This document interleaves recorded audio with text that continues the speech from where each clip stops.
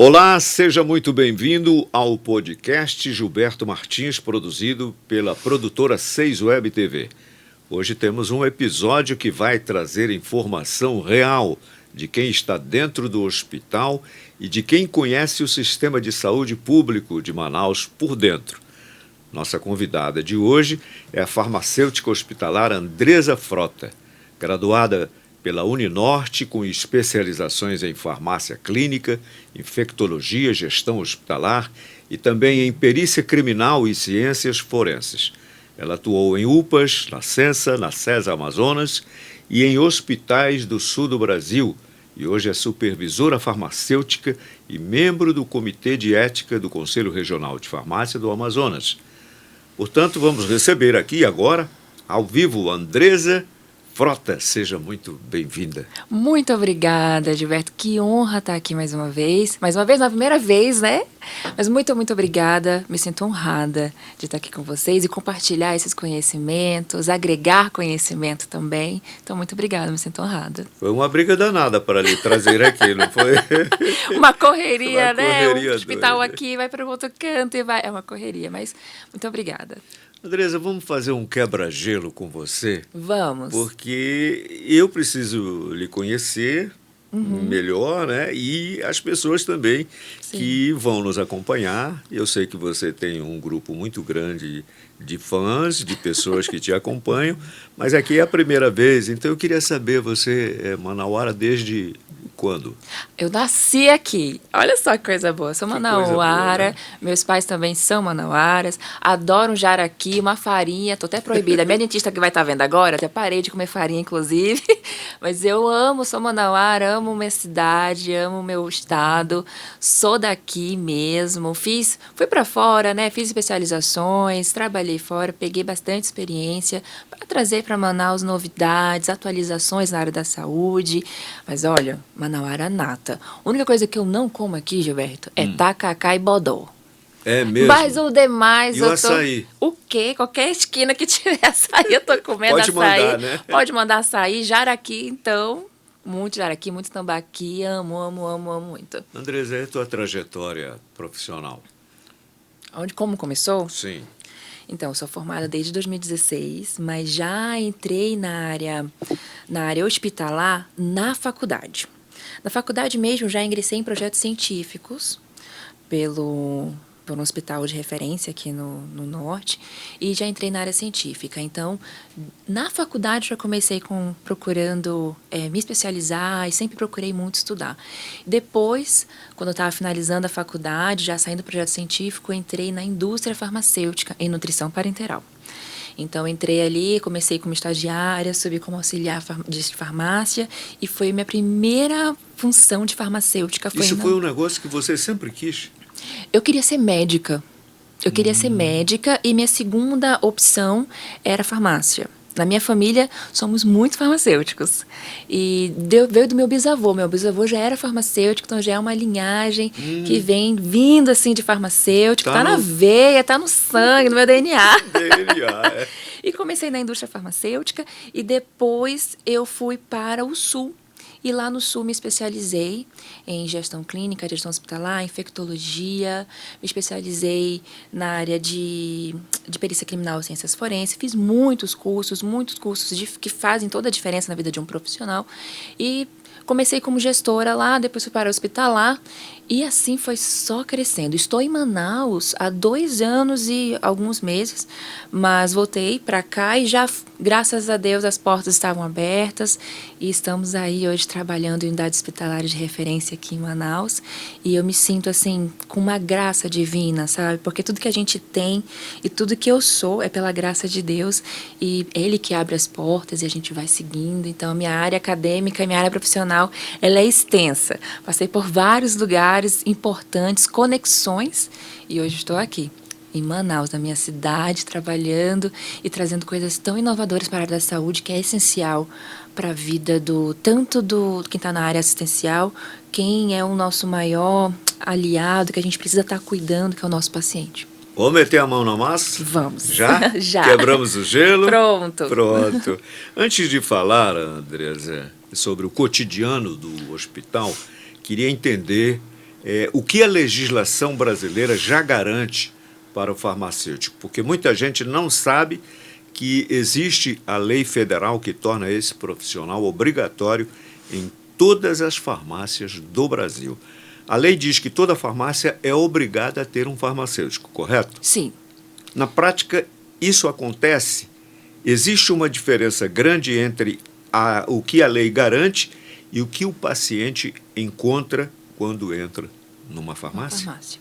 Estamos falando de farmácia comercial, né? Certo. O certo, durante essa legislação, ela fala o tempo de abertura que está em funcionamento a farmácia, precisa ter um farmacêutico.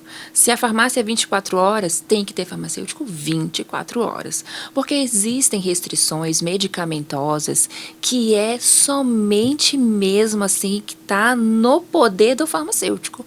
Onde o farmacêutico ele tem conhecimento, onde ele adquiriu, estudou para orientar um paciente se acaso houver uma dúvida. Eu digo assim, o farmacêutico ele é essencial nas áreas da drogaria, hospitalar, em veterinária, em cosmetologia, em manipulação, precisa ter. Mas em drogaria eu vejo uma fragilidade muito grande no nosso país, porque por muitas vezes é muito desvalorizado a nossa profissão, porque acha caro demais contratar um farmacêutico para manter numa drogaria. E por vezes só vai encontrar de manhã, no horário que podemos falar comercial, né? De manhã ou diurno. Mas à noite, quando está funcionando, cadê o farmacêutico? Porque às vezes pode falhar. E é por isso que o CRF, a fiscalização do CRF, ela está muito em cima das farmácias, para poder confirmar e verificar se de fato tem farmacêutico lá de acordo com o alvará, né? Porque ali está a nossa certidão de regularização e ali ele pede que o tempo de que está aberto o local, que está o comércio, tem que ter farmacêutico. A nossa realidade de hoje é que há muita fragilidade, principalmente finais de semana, feriado ou de noite. Essa é a realidade farmácia, do país. ainda que seja na grande periferia, ela tem que ter farmacêutico. Tem que ter farmacêutico no tempo de abertura que está ali funcionando o comércio. Tem que ter farmacêutico. Tem que ter. Me diga o seguinte, isso acontece de verdade com relação à autonomia profissional e pressão comercial do dia a dia. Esse profissional tem autonomia? Tem muita autonomia, porque nós estudamos 5 anos de faculdade, fizemos especializações para isso. Ele tem conhecimento estratégico, eu digo aqui, para todos os profissionais, Gilberto, eu digo quando eu estou palestrando, eu gosto de citar algo que tá na Bíblia, que o povo perece por falta de conhecimento. Então, procurar conhecimento deixa a pessoa qualificada. E o profissional farmacêutico, ele é qualificado para exercer sua função, tanto em farmácias, né, as drogarias, hospitais, como ele falei, consultório veterinário, que também existem ali a parte de medicamento para pet, né, na parte veterinária.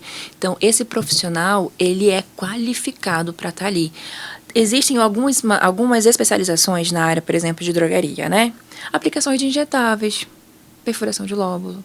Aí ele vai verificar como é que está a pressão arterial, a glicose do paciente, a atenção primária em UBS também.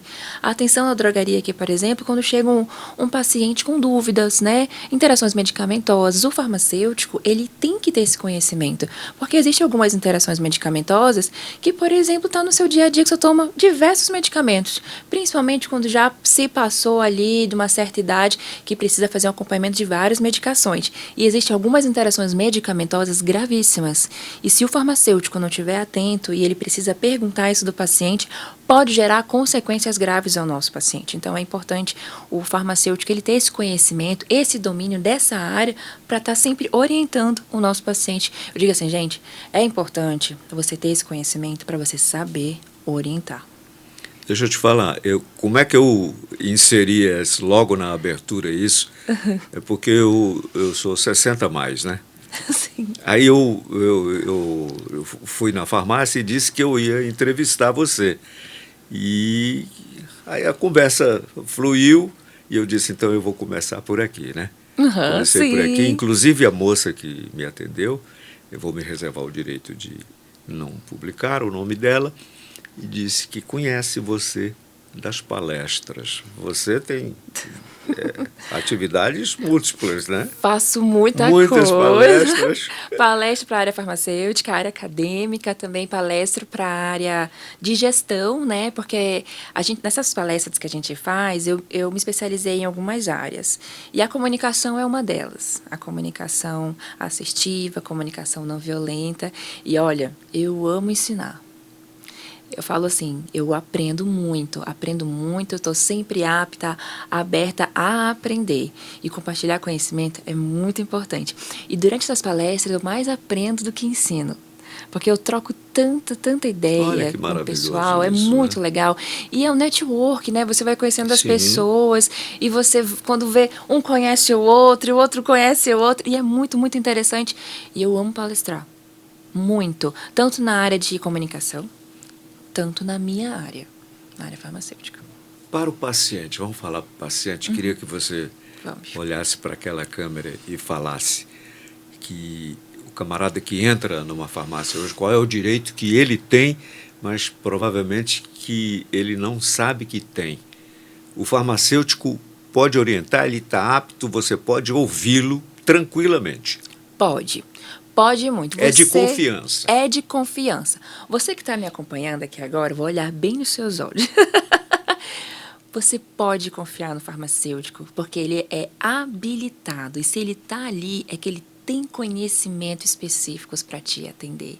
Olha, se sinta à vontade, chegue na farmácia e fale assim, eu quero falar com o farmacêutico, quero tirar dúvidas, como eu posso fazer uso dessa medicação, os horários que eu posso, com que eu posso, porque existem também, Gilberto, uma parte da farmácia, eu digo da farmacologia, eu vou falar de forma mais simples, que existe no nosso dia a dia que a gente não presta atenção, mas existem medicamentos que fazem interações gravíssimas com alguns alimentos que a gente tem. Com alguns chás, principalmente aqui no Amazonas, que a gente tem muita coisa natural, com chá. Mas existem medicamentos que se você tomar e tomar logo em seguida o chá, você pode correr até um risco de hemorragia. E aí você nem sabe. Pode fazer uma citação de um chá? Camomila com erva doce, por exemplo. Não, esse aí não tem esse aí é tranquilo. Agora existe, por exemplo, quem toma AS. Toma AS e adora tomar um chá de boldo. Há conflitos. Há conflitos. Existem vários medicamentos que fazem interações medicamentosas com chás. Lá onde eu trabalho, nós temos um projeto chamado Acalme-se. E o Acalme-se é com um chazinho. Durante o seu dia, você pode parar num cantinho e tomar um chá. E antes desse chá chegar ali, eu fiz um levantamento de possíveis medicamentos que o pessoal da área da saúde, né, faz a administração, em casa mesmo domiciliar, o que pode causar as interações. Então, a gente pegou um chá que não causa tanta reação e que é benéfico para todo mundo. Então, assim, existem vários chás que não pode. Chá de camomila faz interações com alguns medicamentos também. Erva cidreira, o de hortelã, mas o de boldo é um dos que a gente não liga muito. Eu vou tomar um AS aqui, vou tomar um chá de boldo. Tem gente que toma o chá de boldo igual água. Igual água. E não imagina, ele é bom. Ele é bom quando você está com um problema gástrico ali naquele momento. Mas tem gente que é viciada em tomar chá de boldo diariamente. E se faz uso de outras medicações, tem que tomar um pouquinho de cuidado, viu? Você que está me acompanhando, que toma muito chá de boldo e toma vários outros tipos de chás, tem que tomar muito cuidado para verificar se não faz interação. Pergunta do farmacêutico. Chega na farmácia, quando for comprar seu medicamento de uso domiciliar, pergunta do farmacêutico, quais são as possíveis interações medicamentosas desses medicamentos com os chás que eu tomo? Quais são os melhores horários que eu posso administrar esse medicamento? Porque existem até vitaminas, pra você ter uma ideia, Gilberto, existem vitaminas que você tem que tomar ela em jejum. Ou meia hora após a primeira refeição. E tem gente que toma, por exemplo, várias vitaminas, vou tomar aqui no meio da tarde. Queria falar da importância da farmacêutica na farmácia popular, né? Não é a farmácia popular do governo, mas nas farmácias de um ponto de vista geral.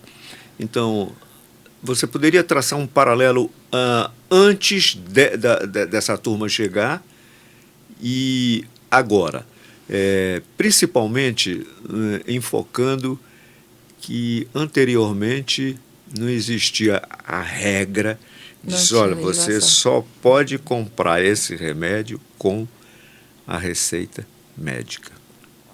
Como era antes, Como né? era antes. No passado era usual isso, né? Vou fazer uma pergunta para o senhor. Você sabe, em média, quantas pessoas morrem no mundo por administração errada de medicamento? Não tenho esse levantamento nesse São momento. mais de 50 milhões de pessoas. Uma média mensal, mais de 50 mil pessoas morrem por conta de administração errada de medicamento. E quando a gente faz um levantamento, faz uma linha do tempo, né, de como era antes.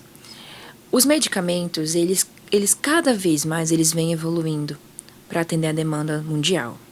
Hoje, os medicamentos psicotrópicos, eles são dos medicamentos mais vendidos no mundo. E eles precisam ter uma restrição porque eles causam um certo vício. Diga os psicotrópicos, Os psicotrópicos. para o leigo entender. Estamos falando de um clonazepam, estamos falando de um diazepam, Pois não. estamos falando dos medicamentos de tarja preta, né? E esses medicamentos, eles precisam ter um controle especial. Os psicotrópicos são os medicamentos controlados, né, que nós chamamos. E ele é do poder do farmacêutico. O farmacêutico, ele que cuida desse estoque, ele que cuida da dispensação, ele que analisa a receita, posologia, via e horário. Anteriormente, quando você chegava numa farmácia, esses medicamentos não eram tão vendidos. Então, não tinha um grande conhecimento. E sem a presença do farmacêutico, aconteciam vários eventos adversos e várias reações que o paciente sentia e achava que isso era normal. As medicações psicotrópicas, que são os famosos controlados, ele causa algumas reações que, por exemplo, em mim não vai causar. Eu posso tomar um Rivotril, por exemplo, eu vou tomar e vou dormir tranquilamente. Mas o senhor pode ver vulto, visagem. O senhor pode pensar que vai cair a qualquer momento, que são medicamentos com risco de queda, são medicamentos que precisam fazer um monitoramento dos sinais vitais, que precisam fazer monitoramento dos sinais, tanto os vitais quanto também o psíquico, que você precisa ver o que você está sentindo. Em média, um medicamento psicotrópico, a gente fala que tem uma adaptação de 15 dias. Então, é importante que o farmacêutico ele esteja presente e oriente isso ao paciente. Anteriormente não tinha essas informações. Hoje... Então você está querendo me dizer que não é só prescrever... Não é só prescrever e ir lá pegar. Tomar. Então o farmacêutico ele tem a obrigação profissional, técnico profissional, digamos assim, de orientar o que aquilo vai causar para ele, qual é o modus operandi que ele tem que tomar, né? Exatamente. Aí, né? E isso eu lhe digo não só na área de farmácia comercial, hospitalar também. Também, né? Lá na minha equipe, eu trabalho com cadeia medicamentosa segura, onde eu tenho que pensar desde a aquisição da medicação até chegar à beira-leito. Então, eu Conta tenho que aí esses bastidores da farmácia hospitalar, hospitalar, porque a gente nem chegou lá. Chegou lá, né? mas, Então, mas eu tenho curiosidade. Eu já trabalhei na farmácia comercial, fui gerente de farmácia comercial. Não é a área que eu me identifico, mas eu me dediquei muito para dar o meu melhor. Aonde eu vou, eu dou o meu melhor. A minha maior paixão é a área hospitalar. Na área hospitalar, eu me preocupo em toda a cadeia medicamentosa segura. Não só eu, farmácia. Eu não posso pensar só na minha caixa farmácia. Eu tenho que pensar em todo o contexto. Desde quando o médico prescreve, a orientação que aquele medicamento que o médico está passando para o paciente. E o que o enfermeiro... Desde a compra? Desde a aquisição. O farmacêutico, ele tá. está ali, ele faz o planejamento, ele envia para a área da logística, a logística acaba, olha, eu vou pegar a marca X desse medicamento, o farmacêutico ele vai olhar a eficácia, vai olhar o registro da Anvisa, vai verificar se aquele lote está dentro da conformidade. Então, quando ele prescreve aquele medicamento para o paciente, o médico faz essa prescrição, a gente coloca ali, eu faço questão de colocar essas informações sobre o que monitorar. Quais os riscos que aquele medicamento pode trazer? Risco de queda, por exemplo. Existem medicamentos que o pessoal chega, eu estou com muita alergia, vamos tomar uma prometazina, então, vamos aplicar uma prometazina. A prometazina dá um sono, seu Gilberto. Dá um sono. Aí só imagina Uma pessoa idosa que está com alergia vai aplicar essa medicação intramuscular, ela precisa estar em um monitoramento pelo menos de 30 minutos para verificar como é que ela vai reagir a esse medicamento. E a maioria a gente fala, você está acompanhado? Você tem acompanhante? Você não pode simplesmente aplicar um medicamento com risco de queda sem saber se o paciente está com acompanhante. Porque o paciente daqui a meia hora, 1 hora, pode desmaiar em qualquer lugar. E isso impacta na segurança dele. Assim, os bastidores da farmácia hospitalar, ela é gigante. Eu amo a farmácia hospitalar porque não é monótona. Todo dia eu tenho um desafio. Todo dia eu tenho algo diferente a fazer. E todo dia a saúde, ela vai evoluindo. A área da saúde, ela vai evoluindo É muito dinâmica. Muito. E eu preciso estar acompanhando essa atualização. Né? Eu estou sempre muito atenta, muito atenta. Eu faço parte, eu fui presidente da comissão de farmácia terapêutica hospitalar. Então, eu andava com médico, enfermeiro, uma equipe assistencial completa.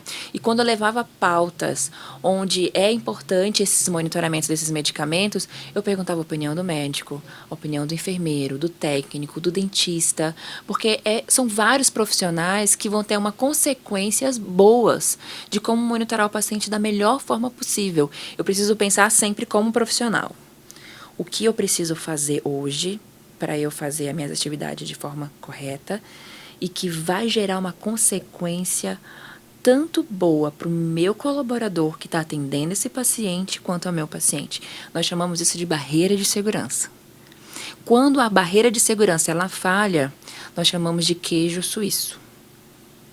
Que aí são vários buraquinhos, né? Então, passou um monte de erro por várias pessoas. Quando a gente coloca sinalizações dentro de uma prescrição, o médico prescreve, primeira barreira. Vai para o técnico vai até a farmácia, vai buscar as medicações hospitalares. O farmacêutico é a outra barreira. Que ele tem que analisar via, dose, posologia, a idade, olhar tudo isso. E o enfermeiro e o técnico também tem que estar atento. Porque pode passar vários erros, mas precisa parar em alguém. O nosso paciente não pode receber o erro, ele não pode. A gente precisa, nas minhas palestras eu falo assim, gente, são barreiras de segurança. Às vezes o pessoal fica chateado porque a gente colocou uma dupla checagem. Por que tem que ter um carimbo de dupla checagem para um enfermeiro e um técnico? Por que tem que analisar várias coisas antes de administrar um medicamento no paciente? Porque em algum momento pode ter Vocês são erros. taxados de... Chatos? Muito! Inclusive é o meu apelido. Lá vem aquela menina chata que só... meu Deus muito, do céu. mas eu digo, sou chata de um jeito bom. Então, seja chato. Para tua segurança, Para né? tua segurança, seja chato. Em todas as... Eu sou chata mesmo, seu Gilberto. Sou. E eu levo isso muito a sério, né? de verdade. Hoje, quando eu vou fazer uma intervenção, por exemplo, com o médico, no começo, quando eu estava aqui, foi um pouquinho difícil. Porque tu imagina, eu com o senhor aqui falar que o senhor está errado. Não vai ser difícil para o senhor assimilar que o senhor está errado? Opa, me equivoquei. Eu mesmo tenho um problema de assumir e falar, Andresa, você está errada. Eu logo, perfeita, Andresa maravilhosa, não erro. Então, só imagina, tu vai fazer uma intervenção, no começo foi um pouquinho difícil, mas hoje, quando eu vou fazer uma intervenção com o médico, conversar com ele sobre algum paciente, para ver o melhor plano terapêutico para ele, junto com a equipe assistencial, o médico, ele consegue parar, ele me escuta a minha opinião, e é relevante, vamos entrar num consenso, o nosso paciente vai ser o melhor tratamento para o nosso paciente, então a gente consegue fazer um plano assistencial com a equipe multi, muito bom para o nosso paciente. Então, sempre a gente tem que pensar no contexto, como o meu paciente vai se sentir após essa reunião multi do melhor plano terapêutico para o nosso paciente. Como é que se dá o atendimento ao paciente, por exemplo, está lá hospitalizado ou, por vezes, na UTI? Como é que vocês chegam junto dele? É amável esse encontro? Vocês explicam direitinho? Como é que é? Como é que se dá isso? Como que acontece, né? Existem vários tipos de visita. Existe a visita multi. Existe a nossa visita profissional, que a gente vai conversar com o paciente, porque hoje, Gilberto, a maioria dos nossos pacientes que internam, eles fazem uso de medicamento domiciliar. E a gente precisa saber desses medicamentos. O histórico, né? O histórico. E nós chamamos da conciliação medicamentosa. Então, durante a admissão farmacêutica, tem a admissão farmacêutica, anamnese, onde a gente faz o cálculo do score de risco desse paciente. E durante essa visita, a beira-leito é quando a gente conversa com o paciente, se identifica para o paciente quem nós somos, o que nós vamos fazer. Muita. Olha, durante todo o meu tempo de farmácia, que eu sou formada há uns 10 anos já, eu só tive um problema. Porque era uma pessoa que era resistente, não sabia. E aí, através da comunicação assertiva, a gente consegue explicar para o paciente quem nós somos. E hoje, lá onde eu atuo, quando o farmacêutico não passa, ou quando tem já um paciente que vai constantemente, que passa por ali, cadê o farmacêutico? Eu preciso falar com o farmacêutico. Então, o farmacêutico ele é muito presente, mas há muita receptividade. Paciente de UTI, como é que funciona? Paciente de UTI, ali é uma unidade de terapia intensiva. Alguns estão lúcidos, outros não. Outros conseguem se comunicar, outros não, mas os que conseguem se comunicar conosco, a gente faz a visita. Os que não conseguem se comunicar, nós fazemos a visita igual o multi para falar sobre o diagnóstico do paciente e tratar o plano terapêutico dele, mas ele não verbaliza. Mas a gente faz as visitas multi. É importante a visita multi. E nós somos bem recebidos, graças a Deus. Estou conversando aqui com a doutora Andresa Frota. Ela é farmacêutica e me está dando a honra e o privilégio de me conceder essa entrevista aqui no nosso podcast. Agora, eu queria que você traçasse um paralelo da sua experiência no sul do país com o nosso chão amazonense, o nosso chão hospitalar. Existe muita disparidade, muita diferença? Onde é que nós estamos, Andresa? Olha, Gilberto, eu digo assim, o sul foi, assim, um local que tive muita oportunidade de aprender. O horizonte? Muito, assim. As atualizações que eu aprendi lá são gigantescas, sabe? Nós temos atualizações de maquinários, que hoje, que eu vejo a necessidade de vir para o Amazonas. Existem vários dispensários eletrônicos lá. Vamos citar um exemplo bem básico. Em hospitais grandes. O que é um dispensário eletrônico? Pois é, às vezes troca em miúdos. O senhor sabe aquele quando o senhor vai comprar um refrigerante no maquinário? Sim, pronto. Okay. É tipo aquilo ali. Vou escolher e vou pegar, vou colocar ali, quero essa medicação de pirona. Mas o tipo de pirona, não, quero um refrigerante, quero uma Coca-Cola. Mas no dispensário eletrônico, o médico prescreve, é vinculado com esse maquinário o horário, o medicamento e os materiais. Aí o enfermeiro ou técnico, ele vai bipar aquele código de barra que o médico prescreveu do medicamento daquele paciente, ele vai bipar no dispensário eletrônico e o dispensário eletrônico só vai dispensar aquilo que o médico prescreveu mesmo. Olha que moderno, né? Vou prescrever uma dipirona. Dipirona, geralmente, em unidade hospitalar, vem um cloretinho de soro, 0,9%, e uma seringuinha de 10, se o paciente já está com acesso. Então, ele vai dispensar somente aquele medicamento. Além de dispensar aquele medicamento, antes de administrar no paciente, o enfermeiro ou técnico, eles bipam num tipo de aparelho para confirmar se realmente aquele medicamento é aquilo que o médico prescreveu. E antes de administrar no paciente, ele tem que bipar a pulseira do paciente, perguntar se é o nome do paciente, quer fazer a confirmação da identificação segura do paciente, que é o nome da mãe, o seu nome completo, data de nascimento. A gente tem que fazer essas perguntas. Já existe aqui isso? Existe a identificação segura. Até o momento, eu não encontrei aqui em Manaus o dispensário eletrônico. Sabe como eles economizam muito? As autoridades estão nos devendo isso, né? Gente, melhor investimento é o dispensário eletrônico. Sabe por quê? Nos hospitais que eu atuei, o dispensário eletrônico ficava nos andares. E aí, nas alas abertas, que nós chamamos de enfermarias, onde é paciente que está sendo monitorado, precisa dos medicamentos para ficar ali até levar alta, né? Nós estamos falando o quê? De Porto Alegre? Nós estamos falando Porto Alegre, Novo Hamburgo, Santa Maria. Isso. Por aí. Tem. Porque hoje a gente viu a qualidade que isso é. A qualidade. Porque tu imagina, se em cada andar existe uma farmácia, é melhor ainda ter uma farmácia hospitalar. Mas o dispensário eletrônico, ele é a atualização da área da saúde. Por quê? Ele está ali, ele está disponível, é seguro. A atualização de uma tecnologia, ela ajuda muito um colaborador. Ajuda muito, facilita muito. Tem habilidades, agiliza ali as situações. Então, dispensário eletrônico, sou fã de dispensário eletrônico. Não é que vai acabar com aquele não estoque e tal, não aquela vai. coisa toda, Ainda vai né? continuar os funcionários, vai continuar a segurança de estoque, o monitoramento, mas ele ajuda, ele dá um suporte E muito que grande, dá um suporte, né? suporte gigante. Tem um filme que nós chamamos O Enfermeiro da Noite. Eu acredito que é o Enfermeiro da Noite, que estava no Netflix. Lá eles mostram um dispensário eletrônico do tamanho dessa sala, onde tem várias medicações ali e eles só podem entrar para retirar a medicação com esse documento. E se sair com outras medicações, ele apita. Igual como é a loja da Renner, que fica bipando quando se leva uma coisa que tira o alarme. É tipo isso. Então, a atualização desses maquinários, eles são muito, muito, muito importantes. Existem, por exemplo, também, Gilberto, a gente está falando de São Paulo, por exemplo. São Paulo, o almoxarifado é 100% eletrônico. Um almoxarifado hospitalar.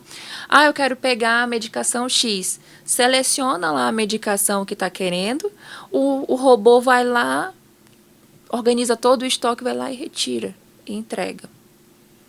E é organizadíssimo, não passa vencido, ele alerta, ele organiza o que vai vencer primeiro na frente, vai te alertar os sinais de estoque. Existem tecnologias também que eu acho super interessante, que é importante trazer para cá, que são plataformas digitais de controle de gestão, que elas têm um investimento elevado, mas que ela tem um impacto positivo muito grande. Muito grande. Ela vai fazer todo um gerenciamento de estoque financeiro para ti. Ela vai te apontar, olha, está chegando na época chuvosa, precisamos comprar esses medicamentos aqui que são os que mais têm dispensação durante esse período de chuva. Período de seca, quais são os medicamentos? Então, assim, são plataformas importantes que estão sendo atualizadas. Eu sinto muito falta disso aqui. A gente também tem uns maquinários que eu ainda não vi aqui em Manaus, que são os cortadores de blister. São umas máquinas gigantes. Só imagina um hospital que só pode estar atuando e todo mundo vai fazer a unitarização, que nós chamamos, a unitarização é quando a gente vai separar as medicações para ir de forma unitarizada, por BIM, para ir para o paciente unitarizada, identificada, com nome, lote, validade, e também até o código de barra, para a gente poder bipar para ver se o sistema vai barrar, né, se estiver errado. Então, você imagina fazer vários cortes durante o dia todo. E um maquinário que faz esse corte de blister ajuda muito. Existem máquinas, Gilberto, que fazem unitarização de medicamentos, que é 10 mil ampolas em menos de 1 hora. Quando é que nós vamos chegar nesse estágio? Esse é um grande desafio, porque além de um investimento alto, que tem um impacto positivo, posso lhe dizer que eu não tenho um domínio nessa área aqui em Manaus, mas que seria tão bom ter isso nos hospitais de grande porte, seria muito bom ter isso em hospitais até de médio porte, porque existem identificações seguras do medicamento, e esses maquinários, eles trazem essas identificações. Essas identificações são essenciais, elas são muito importantes. Eu sinto falta disso aqui. Lá no Sul, o profissional da área da saúde, ele é muito valorizado. Farmacêutico é muito valorizado. Nas farmácias, Gilberto, que eu atuei na área comercial, todas as vezes eu não, assim, do meu horário de funcionamento que eu estava ali, era muito difícil eu não ser acionada. Farmacêutico é acionado muito. E a gente tem o consultório clínico dessa farmácia comercial, onde a gente faz o atendimento ao nosso paciente, que é o atendimento farmacêutico, que nós fazemos e conversamos com o nosso paciente.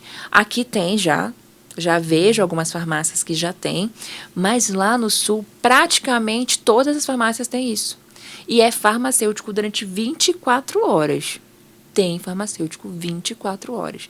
Tem que ter. Sinto muito falta disso aqui também.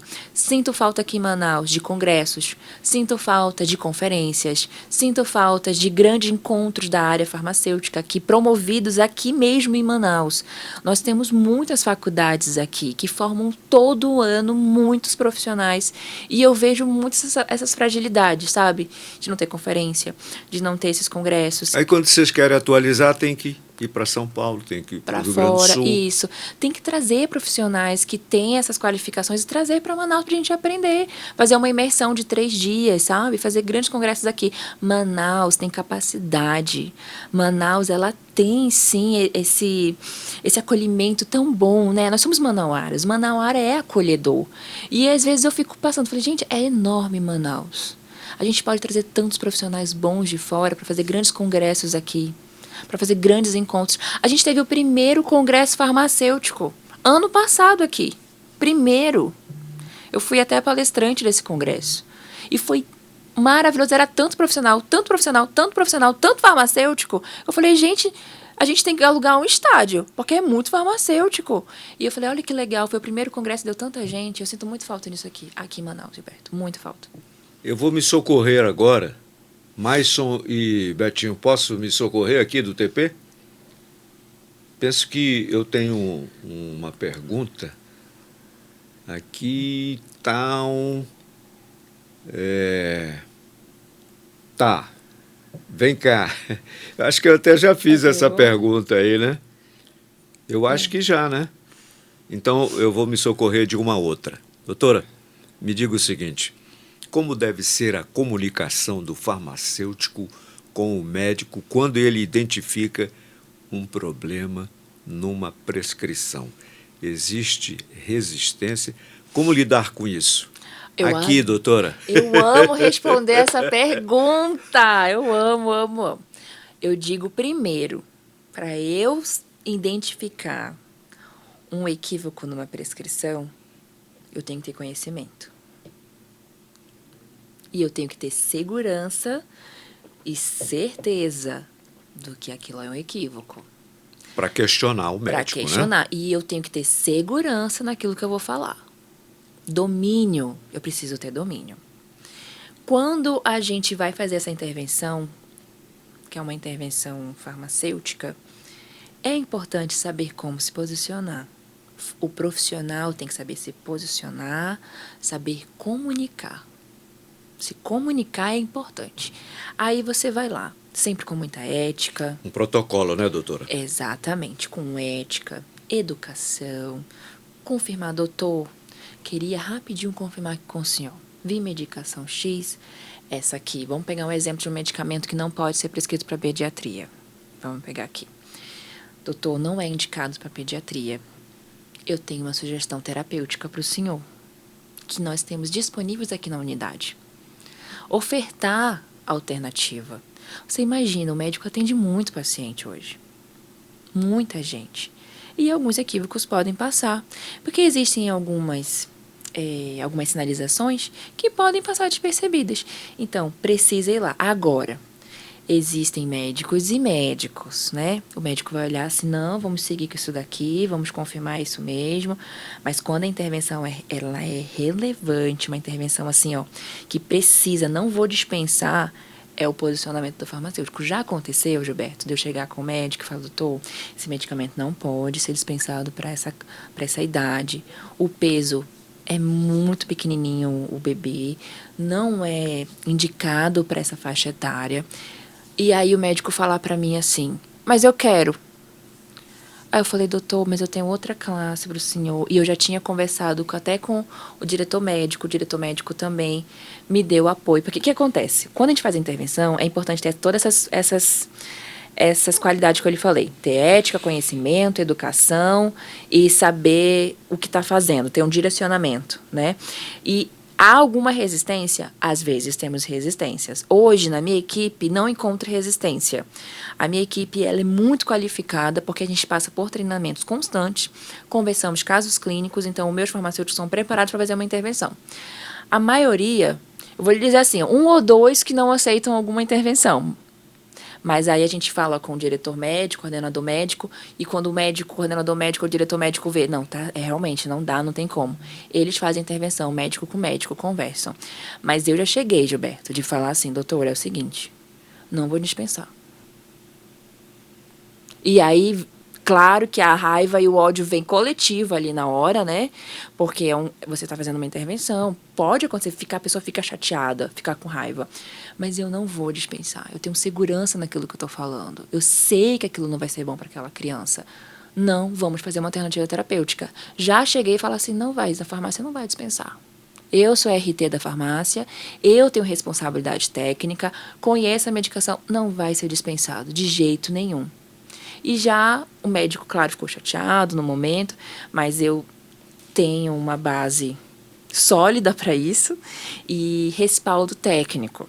Além da postura, né? Tem que ter. E aí me dou muito bem com todos os médicos com quem eu trabalho, graças a Deus me dou super bem.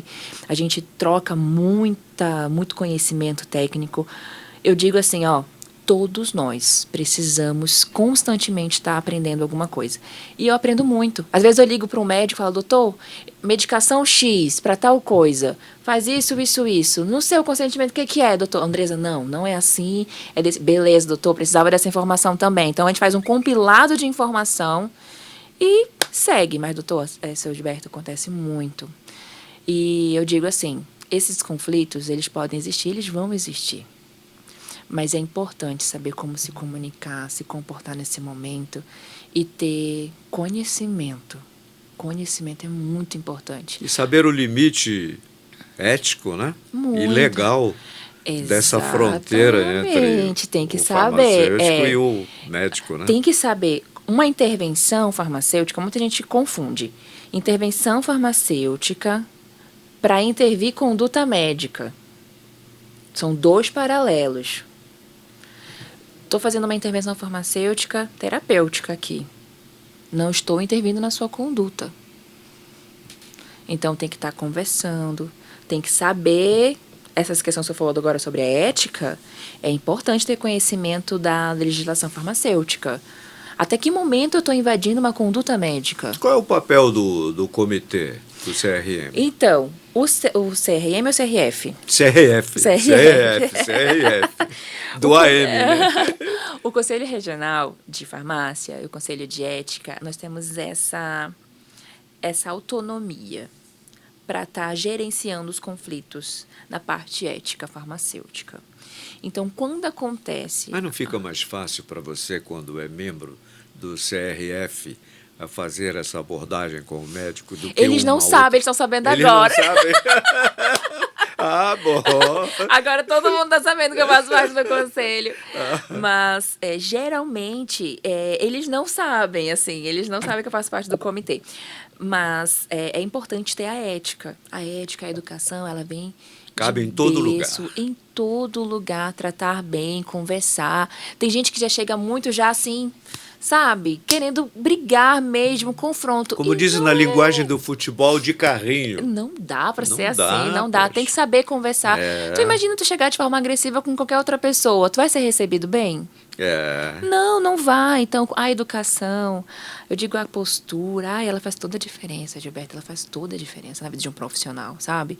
Faz muita diferença. Tem gente que eu conheço, Gilberto, que é recém-formado, mas que tem uma postura, desde quando já era estudante, um auxiliar, tem uma postura, sabe conversar, tem domínio, estuda. Eu não paro de estudar nunca, Gilberto. É muito importante. Eu estudo sempre. Inclusive, vou fazer alguns cursos fora agora. Daqui para o final do ano estou indo para trazer mais atualizações para cá. E eu estou sempre procurando muitas informações para trazer no mundo farmacêutico, na área hospitalar. Eu não penso só na caixa farmácia. Hoje, muitos profissionais, essa que eu quero falar para você agora. Existem muitos profissionais que só pensam na caixinha farmácia. Eu vou pensar só na minha caixinha enfermagem. Não, a gente tem que... O problema, ele é nosso. Sabe por que ele é nosso, Gilberto? Porque nós atendemos nossos pacientes. Então, o problema, ele é nosso. O que vai impactar de forma positiva... Tem que ver o que está na ponta, né? O problema é nosso. Tudo é nosso, entendeu? Então, eu digo assim, não posso pensar só na minha caixinha, farmácia. Eu tenho que pensar numa linha. Numa linha que vai seguir, onde várias pessoas fazem parte desse projeto, onde vai contribuir para a segurança. É isso. Me diga uma coisa, a farmácia hospitalar, havia aqui no meu roteiro, que está passando por uma grande virada, eu identifiquei isso aqui. sair do papel administrativo e ir para dentro do cuidado clínico, do lado do paciente. Como você sente essa mudança na prática? Olha, hoje o farmacêutico clínico, ele está cada vez ganhando um espaço na área hospitalar. O farmacêutico generalista hospitalar, quando a gente se forma, Gilberto, a gente se forma generalista. Temos capacidade em atuar em várias áreas, e aí quando vem as especializações. A área hospitalar, hoje, o farmacêutico hospitalar, ele cuida da dispensação, ele cuida do gerenciamento, ele Troca cuida... em miúdos o dispensação, por gentileza. O técnico vem buscar uma dipirona e eu vou cuidar. Opa, a dipirona vai estar certa, eu vou entregar para você a dipirona. Vem buscar um antibiótico.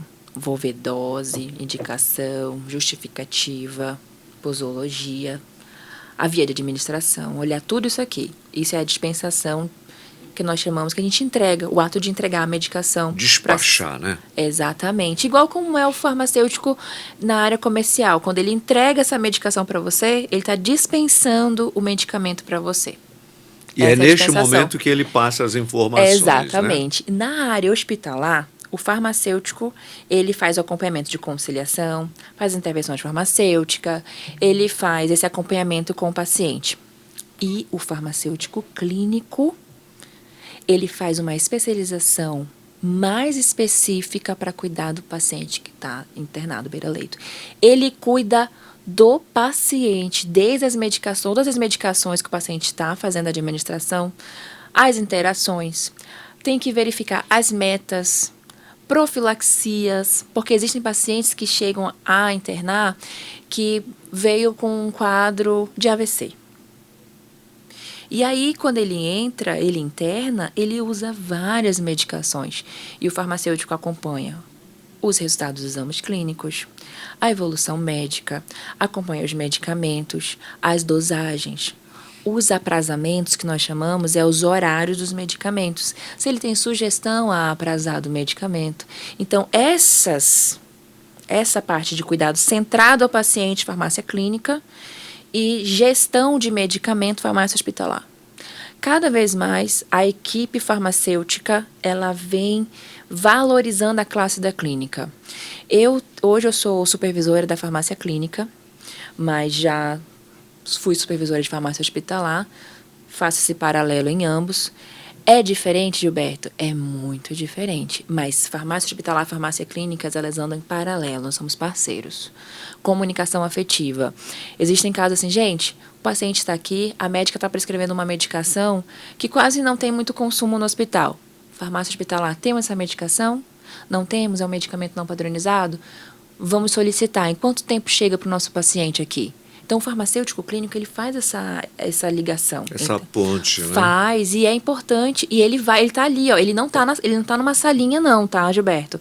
Ele não está longe do paciente, não. Ele está lá com o paciente beira-leito. Ele está no setor assistencial. Ele está lá com o médico, ele está com o enfermeiro, ele está com o fisioterapeuta. Ele está lá na enfermaria mesmo e está visitando. Eu gosto de montar um roteiro com meus clínicos de um certo horário até X, visita beira-leito, passar com todos os pacientes. Conversar com todos os pacientes. Porque às vezes, hoje eu estou aqui. Vim internar, eu tomo só um clopidogrel, um AS, uma noxaparina, uma insulina. Mas aí, minha mãe lembrou que eu tomo um medicamento diário em casa. Aí ela traz escondido dentro da bolsa. Aí entra no hospital. E eu tô tomando outras medicações. E aí chega lá, já é um outro acompanhante. Olá, seu Gilberto, tudo bem? O senhor trouxe alguma medicação nova, né? O senhor está tomando alguma medicação que o senhor não falou pra gente, pro médico? Ele, eu trouxe uma medicação. Aí, opa, você está entendendo o que eu estou querendo passar? Que existem atualizações e atualizações. Então, é importante que o farmacêutico ele esteja presente. Em hospitais, tem que ter farmacêutico clínico e farmacêutico hospitalar. Pois eu lhe digo uma coisa. Hoje eu trabalho em uma unidade onde nós somos acreditados internacionalmente. Essa acreditação, ela é uma das acreditações mais difíceis que tem. E eu vim do Sul com essa acreditação.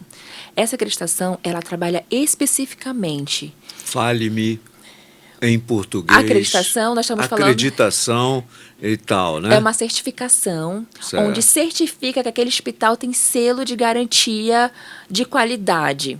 E essa certificação que nós temos é uma certificação canadense. Protocolos, essas Segue, coisas leva todas, né? muito a sério o protocolo de segurança do paciente. Leva muito, muito a sério.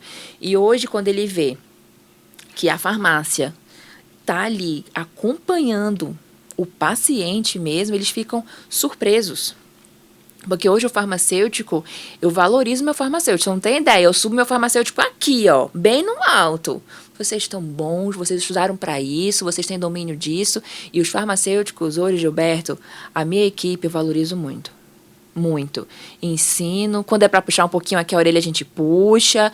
Para ensinar, a gente ensina também, a gente conversa, é importante. E hoje, eu falo, farmacêutico tem que ter farmacêutico clínico, farmacêutico hospitalar. Tem que ter. E a gente está valorizando cada vez mais. Eu fico muito feliz de estar fazendo parte dessa evolução, desse amadurecimento de ideia, que é muito importante. Só imagina se eu estar no hospital ou chega numa unidade e eu quero falar com o farmacêutico, eu tenho uma dúvida. Olha que legal ter esse acesso a um farmacêutico. A palestra hoje é com a doutora Andresa Frota. Na sua palestra, poderia me responder o seguinte: o que um farmacêutico precisa desenvolver em conhecimento, postura, em atitude para abraçar esse novo perfil clínico e assistencial? Você ensina isso na palestra? Aborda? Sim, abordo, com certeza abordo. Eu abordo muito sobre comunicação. A comunicação, ela fala muito a forma de como eu ando, como eu me porto, como eu converso. Porque todo mundo fala, a comunicação é só como eu verbalizo. Não, a comunicação não é só isso. A comunicação é gesto, postura, o olhar. O olhar, pessoal, quando você vai conversar com alguém, é importante. Durante ali, eu falo profissional. Você quer fazer uma intervenção boa? Chegar com postura, com licença. Tudo bem? Sou farmacêutica Andresa. Tô de plantão hoje aqui no hospital. Qual é o seu nome, doutor? Ah, tudo bem, doutor. Doutor, vi uma prescrição aqui, X. E aí começa a conversar. Olha a abordagem mais tranquila. Olha a abordagem mais leve. Então, eu ensino isso durante minhas palestras. Eu fiz um treinamento com a equipe onde eu atuo. Com a equipe, não foi só farmácia, foi com a equipe toda do local onde eu atuei, para tratar sobre comunicação. Como receber bem o paciente. Como era o seu dia a dia numa UPA? Eu tinha curiosidade, uma curiosidade de saber isso. Ela é corrida, porque nós atendemos muitas pessoas. Acelerada. Muito. Olha, eu tenho um problema, Gilberto. Se não me colocar limite nos meus horários de ir embora, eu fico. Eu tenho que colocar limite, eu tenho esse defeito. Coitado quem me acompanha. Porque eu amo o que eu faço. Eu amo muito o que eu faço. É uma correria muito grande. Não é monótono, porque sempre tem algo diferente a ser feito. E na UPA, ninguém fala muito sobre a função e o papel fundamental de farmacêutico numa unidade de pronto atendimento. Ela é essencial. Principalmente porque é uma porta aberta, é uma unidade de porta aberta. Então, o fluxo intenso de paciente que passa por ali é gigantesco. E o farmacêutico, ele é um pilar. Ele é um pilar na cadeia medicamentosa segura. O senhor sabe onde mais acontece as atrocidades, os acidentes? Onde mais acontece é numa sala de medicação. E o farmacêutico, ele não estiver atento, junto com a equipe essencial, é por isso que eu falo, a gente tem que cuidar desde a aquisição, desde a prescrição médica, todas aquelas sinalizações de barreira de segurança na prescrição, o farmacêutico tem que ter conhecimento técnico para isso. Tem que ter. O paciente entrou em observação porque vai ser transferido para um outro hospital, fazer acompanhamento desse paciente também. Não é porque ele está em observação que ele tem que ficar deixado de lado. Não. O farmacêutico tem que estar lá. E na unidade de pronto atendimento onde eu atuo, o meu farmacêutico, ele cuida. Nós fazemos checklist de acompanhamento farmacêutico, conciliação, fazemos acompanhamento dos medicamentos que são dispensados pelo governo, tratamento de tuberculose, influenza, Covid. A gente precisa estar acompanhando esses pacientes. A quantidade desse profissional nas UPAs aqui em Manaus está atendida ou não? Hoje, eu digo assim, ela dá suporte. Mas se puder contratar mais, contrate. Porque quanto mais farmacêuticos, melhor qualidade de atendimento ao nosso paciente. Nós conseguimos acompanhar muito melhor o nosso paciente. Eu sempre me refiro assim, com o que eu tenho, eu já consigo dar um bom resultado. Eu sempre, quando vou pedir para o meu gestor, eu falo assim, com o que eu tenho, eu já consigo dar um bom resultado. Mas se você me der mais um pouquinho de profissional, você vai ver esse resultado estourar. E aí, contratamos. Mas hoje, dá suporte? Dá. Mas abre mais oportunidades, sabe? Headcount. É importante ter aumento do headcount para esses profissionais atuarem na unidade de pronto atendimento. Faz toda a diferença. É um diferencial maravilhoso. Isso destaca muito. E o profissional, quando eu vou atrás, e hoje eu quero até chamar a atenção um pouquinho, quando eu vou fazer entrevista, Gilberto, com um farmacêutico, a maioria não tem qualificações. Isso é chocante. O que é que ele precisa do ponto de vista da qualificação para trabalhar nessa área? Ele formou e tal. Ele tem capacidade? Tem, mas eu quero que ele se especialize em área hospitalar. Há necessidade disso? Há necessidade, porque a especialização, quando é numa área específica hospitalar, é um diferencial, porque, a visão estratégica é outra. Claro que a experiência, ela vai te levar a experiência ali que você vai estar diariamente, ela vai elevar o teu nível de conhecimento. Mas quando você estuda, faz uma especialização em área hospitalar, em área clínica, uma residência, por exemplo, é um diferencial na sua área. É um diferencial muito grande. Porque é diferente. A sua cabeça ela já começa a ter um compilado de informações. Por exemplo, vou para um hospital. Os meus pacientes são pediátricos. Eu tenho que prestar atenção em tais fatores. Paciente de UTI adulto. UTI coronariana. Uma UTI neonatal. Então, são especialidades importantes que o farmacêutico tem que ter. Cursos, que eu não vejo quase, que não tem curso. Muitos farmacêuticos não têm conhecimento de coisas básicas. Eu sinto muito falta disso. A faculdade, ela está ali para te ensinar, para você passar 5 anos, ela te ensina, ela te direciona. O que você está querendo me dizer para os telespectadores também, para quem está assistindo, é que o seu diferencial está aí nessas especializações que você fez. Isso destaca você. Isso faz você ser alguém... sou um profissional diferente. Uma das razões pelas quais você está aqui, né? Olha aí, né? Está vendo só? É especializar e sempre estar procurando atualizações. Isso foi a virada de chave na tua vida? Foi. Sabe quem foi que virou minha chave? Desde adolescente, a minha mãe. Qual é o nome dela? Alcicleia. Dona Alcicleia. A minha mãe, ela é... O que foi que ela te disse? A minha mãe falou assim, filha, eu vim de uma família muito humilde, muito simples, e eu sempre almejei sonhos muito grandes. Em viajar, não ser só uma profissional ali no meu cantinho. Isso não tem erro nenhum. Mas eu queria fazer a diferença em tudo que eu fizesse. Minha mãe sempre me ensinou disciplina, foco. E tudo que eu começasse, eu tinha que finalizar e fazer muito bem. Ela nunca deixou eu ser mediana. Nunca. Durante a minha faculdade, eu tive muitas dificuldades financeiras. Muitas. E minha mãe nunca deixou eu desfocar. Nunca. Segue. E até hoje ela é minha maior impulsionadora. Quando eu ganho prêmio, quando eu ganho uma certificação, quando eu ganho reconhecimento, eu agradeço a Deus, porque tudo é graças a Ele. Tudo vem dele, é por isso que a gente está aqui. Mas eu sou muito grata à educação que meus pais me deram. Muito. Ser sempre coerente, ser ética, ser leal e sempre ser verdadeira, a verdade, né? Então, meus pais foram pessoas que me direcionaram muito. A minha mãe, Caxias, seu Gilberto. Hoje ela já é avó, tá? Amoleceu tudo. Amoleceu tudo. Eu falei, olha, meu Deus, eu não conheço essa mãe. Mas a minha mãe, muito exigente. Ela me impulsionou muito. O que ela disse pra mim? Filha, para você sair dessa vida que você tem hoje, que nós somos muito humildes, você só tem um caminho.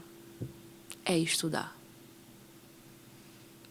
E por assim isso que foi. te deu na telha de fazer a perícia criminal? Também. A perícia Me criminal... conta, porque tem gente que pergunta, parte. Andresa, quando pergunta assim, Andresa, você fez especialização em perícia criminal e ciências forenses? Fiz. Mas eu fiz para ter um paralelo agora para o senhor entender. Quando acontece algum problema, algum erro, eu saber por onde investigar. A perícia criminal, ciências forenses, que é essa especialização, é 2 anos de especialização. Quando você estuda lá, você estuda várias áreas.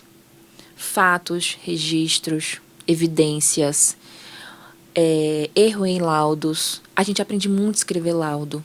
Então, quando eu fiz essa especialização, foi para saber identificar, ler um laudo médico, ler um laudo de dentista, ler um laudo de fisioterapeuta, ler o laudo de um advogado, quando o advogado escreve ali, saber ler quando o médico, o advogado escreve ali a sentença, escreve, eu não sei nem como é o nome desse documento, olha, eu acho que só o meu vai saber responder, mas é documento onde eu vou saber identificar na área de direito o que o advogado está querendo dizer para mim, o juiz, saber identificar as palavras. Então, conhecimento é importante. E a perícia criminal me ensinou muito isso. As falhas, quando há alguém querendo falsificar algum tipo de assinatura, porque acontece muito, seu Gilberto, falsificação de receita. Olha só. Muito. Acontece muita falsificação de receita. Como saber identificar uma receita falsa? Você é habilitada para identificar isso. Opa, peguei o gato aqui, né? Muitos farmacêuticos aprendem isso demais no dia a dia. Aí, quando eu fiz essa especialização, eu aprendi também a como identificar uma falsificação. Um documento falsificado. Dinheiro falsificado. Documentos falsificados. Laudos falsificados. Então, assim, a gente aprende muito e é um diferencial, vou lhe dizer.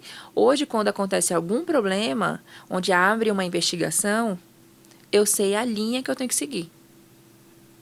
Os registros, quando eu chego, opa, tem que registrar assim, desse jeito, para montar uma evidência, um dossiê. Faz toda a diferença, especializações. E se vier um concurso aí, né, de perícia criminal, de repente... Tô dentro. Por que não fazer? Também. Tô dentro, né? Mas eu vou lhe dizer, eu amo a área hospitalar, eu não consigo me ver em outro lugar. Eu não consigo me ver só em hospital. Queria finalizar a nossa entrevista. Meu Deus, já acabou? Já? Meu Deus, passou muito rápido. Olha lá, 1 minuto. Eita, é mesmo. Falo muito, né, seu Gilberto? Não, fluiu legal. Mas eu não vou deixar você sair daqui sem passar uma mensagem para essa gente que nos assistiu, porventura nos assistiu. Pulo do gato para chegar lá. Você já deu uma pista e que eu ancorei ali. Mamãe. Como é chegar lá? Como foi chegar até aqui? Denodo, garra, pé na estrada, determinação. Sim. Dê o seu depoimento para quem quer se espelhar em você no futuro. Eu digo assim, pessoal, você que almeja ser um profissional diferenciado, busque conhecimento. Foque no que você quer. Aonde eu quero chegar daqui a 5 anos, aonde eu quero estar? Como eu quero ser conhecido daqui a 5 anos? Qual é o legado que eu vou deixar aqui? Isso faz toda a diferença. Determinação, foco, fé em Deus sempre. Peça sempre de direcionamento de Deus, Ele que vai te conduzir aos melhores caminhos. Sempre peça a confirmação de Deus. Se direcione, foque, estude muito. Corra atrás dos seus sonhos, dos seus objetivos. Não desista. Toda vez que eu abro o meu Instagram e vou dar um devocional para os meus seguidores, eu digo assim, confie no Senhor. Entregue os seus projetos, os seus sonhos a Deus. Não desista. Persista, vai ter muita dificuldade nessa estrada, muita dificuldade, gente querendo derrubar você, gente querendo queimar você, mas seja tão fiel à sua conduta, seja tão fiel à sua integridade, ao seu caráter, que essas pessoas que vão querer derrubar você, elas vão ter que mentir muito, porque sabe como você faz um diferencial de uma pessoa? É pelos resultados que ela dá. É pelos resultados que ela dá. Não desista, corra atrás. Somos manauaras, somos um povo muito batalhador, guerreiros. Sabemos o que queremos. A gente tem que ir em busca do nosso sonho e jamais desistir. Jamais. Estude muito. Não pare de estudar. Minha mãe falava assim, Andresa, não pare de estudar. E quando eu estava dando uma amolecida, ela, opa, me impulsionava. Ande com pessoas que te impulsionem a ser sempre o melhor, dá o seu melhor. Não ser só o melhor em tudo, mas dá o seu melhor. O que hoje eu posso dar o meu melhor aqui? Eu não levanto para dar o meu meio, não. Eu levanto para dar o meu melhor sempre. Então, a mensagem que eu quero dar para você: não desista. Que o Senhor abençoe seu dia, que o Senhor abençoe seus projetos, que o Senhor abençoe seus sonhos. Esteja o seu coração ligado a Deus sempre, porque dele, sim, vêm as melhores portas, as melhores oportunidades. Muitíssimo obrigado, Andresa, Imagina. pela sua generosidade, pela sua clareza de propósito, pelo compromisso que você demonstra com a saúde pública e com a sua atividade. Eu achei fantástico o seu amor pela a profissão. Foi um papo assim muito rico, honesto, e com certeza vai fazer diferença em quem assistiu, principalmente pelos ensinamentos e pela mensagem que você deixou agora. Para o nosso público, o farmacêutico hospitalar não é coadjuvante. Ele é parte essencial de um sistema de saúde que funciona. Compartilhe esse episódio com quem precisa ouvir isso. Esse foi o podcast com a Andresa Frota. Isso aí. Até a próxima. Andresa. Até, obrigada, satisfação, viu? hein? Satisfação, prazer. Muito obrigada. Muito Privilégio, obrigado, viu? meu. Amei, obrigada.